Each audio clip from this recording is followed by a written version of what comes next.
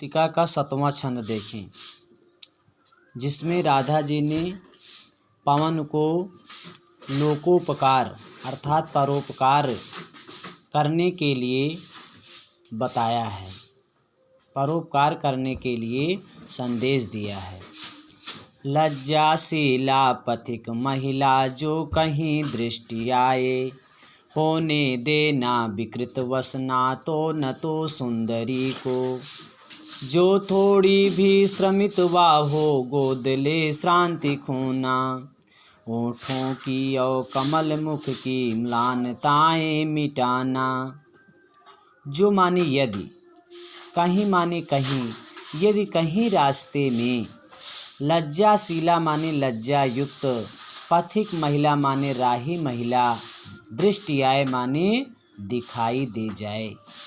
यदि रास्ते में कहीं कोई लज्जा युक्त महिला दिखाई दे जाए, होने देना विकृत वसना तो न तो सुंदरी को। तो माने तो माने तुम, तो तुम उस स्त्री के, वसना माने कपड़े को, विकृत माने उड़ने, ना होने देना माने मत देना। तो तुम उस स्त्री के कपड़े को उड़ने मत देना। जो थोड़ी भी श्रमित वा हो गोद ले श्रांति खोना।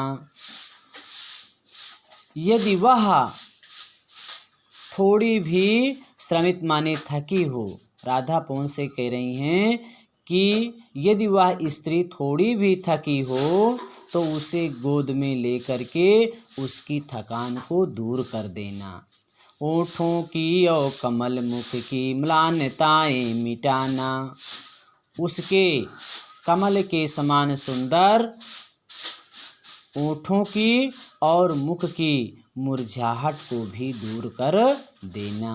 अर्थात गर्मी से उसके कमल के समान सुंदर ओठों पर और मुख पर जो मुरझाहट है, हवा के स्पर्श से उसको भी प्रसन्न कर देना, उसकी मुरझाहट को भी दूर कर देना। कोई क्लांता कृषक ललना खेत में जो दिखावे।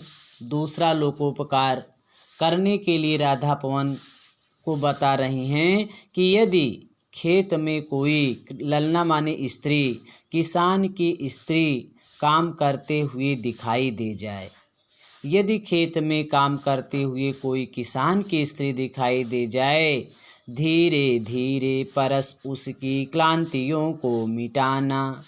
परस माने स्पर्श, क्लांति माने थकान, तो उसे भी स्पर्श करके अर्थात उसके शरीर को भी स्पर्श करके उसकी थकान को दूर कर देना।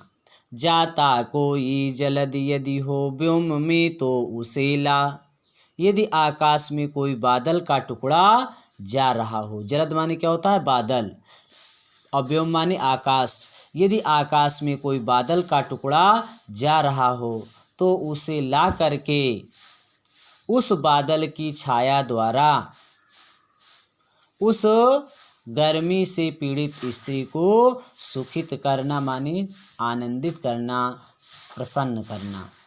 राधा पवन दूती को दूसरा लोकोपकार करने के लिए कहती हैं कि यदि खेत में कहीं कोई किसान की स्त्री काम करते हुए दिखाई दे जाए तो धीरे धीरे उसके शरीर का स्पर्श करके उसकी भी थकावट को मिटा देना।